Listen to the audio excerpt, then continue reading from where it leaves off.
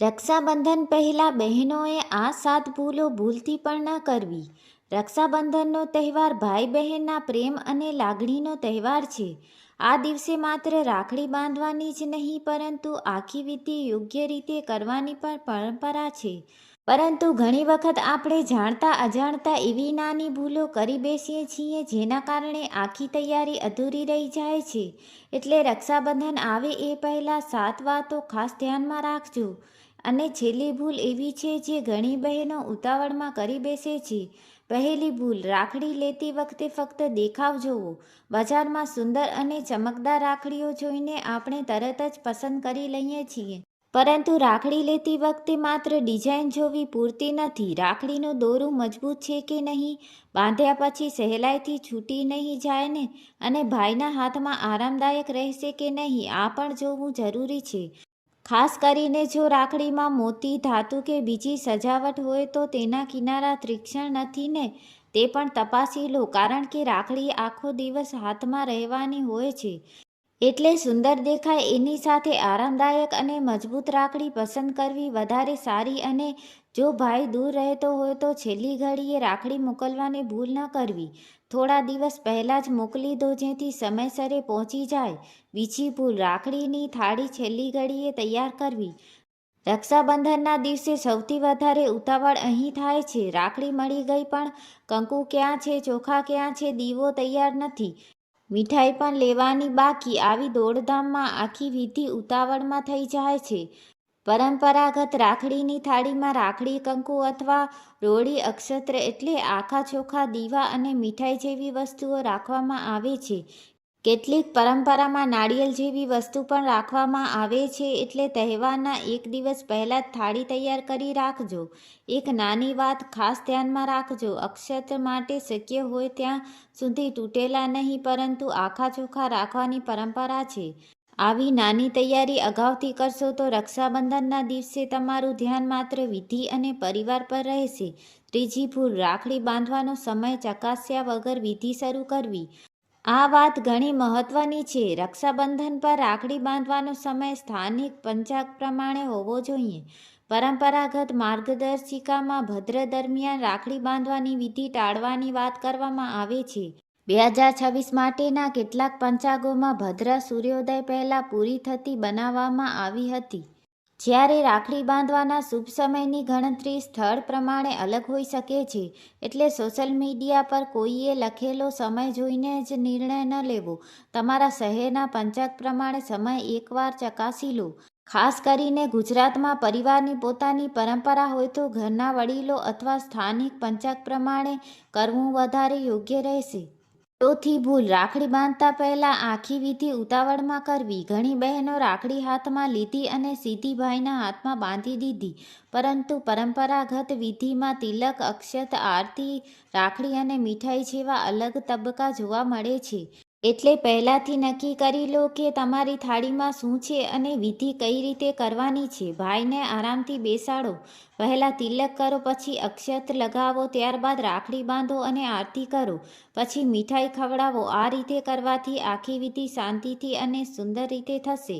અને હા, રાખડી ખૂબ જ કસી ન બાંધવી. દોરો મજબૂત રહે પણ ભાઈના હાથમાં તકલીફ ન થાય એટલો આરામદાયક હોવો જોઈએ. પાંચમી ભૂલ, ભાઈ માટેની ભેટ છેલ્લી ઘડીએ લેવી. રક્ષાબંધન એટલે માત્ર બહેન રાખડી બાંધે અને ભાઈ પૈસા આપે એવું નથી.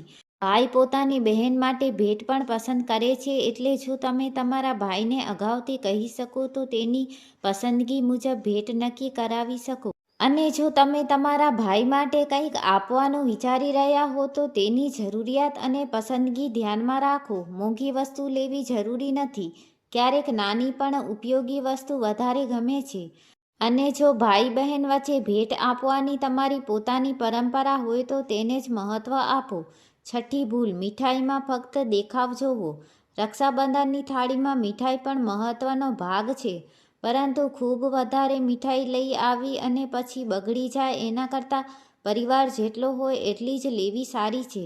ઘરે બનાવવાની હોય તો સામગ્રી અગાઉથી તૈયાર રાખવી અને બહારથી લેવાની હોય તો તાજી અને વિશ્વાસપાત્ર જગ્યાની મીઠાઈ લેવી. જો ઘરમાં કોઈને વધારે મીઠું ખાવાનું ટાળવું હોય તો ફળ, સૂકા મેવા અથવા તેમની પસંદની બીજી વસ્તુ પણ રાખી શકાય, કારણ કે તહેવારનો આનંદ બધાની ખુશીમાં છે. 7મી અને સૌથી મોટી ભૂલ, મોબાઈલમાં એટલા વ્યસ્ત થઈ જવું કે તહેવારની લાગણી જ રહી ન જાય. આ વાત કદાચ સૌથી વધારે ધ્યાન આપવા જેવી છે. રાખડી બાંધતી વખતે ફોટા પાડવા, વિડીયો બનાવવા અને બધું સોશિયલ મીડિયા પર મૂકવું ખરાબ નથી, પરંતુ ક્યારેક આપણે ફોટા અને વિડીયોમાં એટલા વ્યસ્ત થઈ જઈએ છીએ કે સામે બેઠેલા ભાઈ સાથે વાત કરવાનું જ ભૂલી જઈએ છીએ.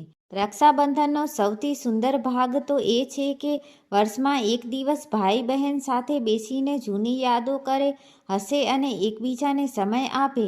એટલે કદાચ ફોટો જરૂર પાડજો, યાદ માટે વિડીયો પણ બનાવજો, પણ થોડો સમય મોબાઈલ બાજુ પર મૂકી તમારા ભાઈ સાથે વાત પણ કરજો, કારણ કે વર્ષો પછી કદાચ તમને ફોટા કરતાં એ દિવસની વાતચીત વધારે યાદ રહેશે.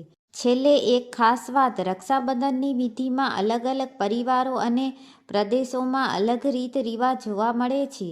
એટલે કોઈ એક રીતને જ દરેક પરિવાર માટે ફરજિયાત માનવી યોગ્ય નથી. તમારા ઘરની પરંપરા, વડીલોની રીત અને સ્થાનિક પંચાંગને મહત્ત્વ આપો. આ વર્ષ રક્ષાબંધન પહેલાં બસ આ 7 વાતો યાદ રાખજો.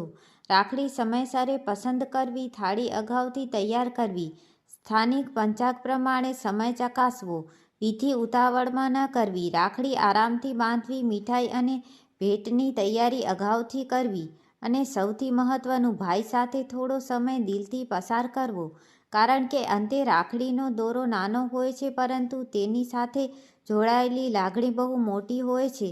રાખડી બાંધતા પહેલાં ભાઈના હાથમાં કઈ વસ્તુ છે એ ધ્યાન ન આપવું, ઘડિયાળ, બ્રેસલેટ વગેરેને, કારણ કે રાખડી બરાબર બેસતી નથી. અહીં સારી પ્રેક્ટિકલ ટીપ આપી શકાય. રાખડી ખૂબ ઢીલી કે ખૂબ કસી બાંધવી.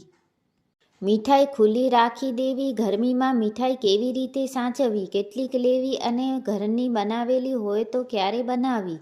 આમાંથી 1 મિનિટ સરળતાથી. રક્ષાબંધનના દિવસે બધું એકસાથે ખરીદવા નીકળવું. ભીડ, સમય અને પોતાની પસંદગીની વસ્તુ ન મળવાની સમસ્યા. આને સારી રીતે સમજાવી શકાય. માત્ર સોશિયલ મીડિયા માટે વિધિ કરવી, ફોટો વિડીયો કરવો ઠીક, પરંતુ આખો સમય મોબાઈલમાં ન કાઢવો.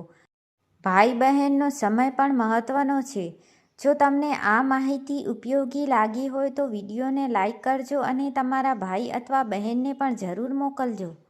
આવી જ તહેવારને લગતી ઉપયોગી અને નવી માહિતી માટે ચેનલ સાથે જોડાયેલા રહેજો. તમને અને તમારા પરિવારને રક્ષાબંધનની ખૂબ ખૂબ શુભેચ્છાઓ.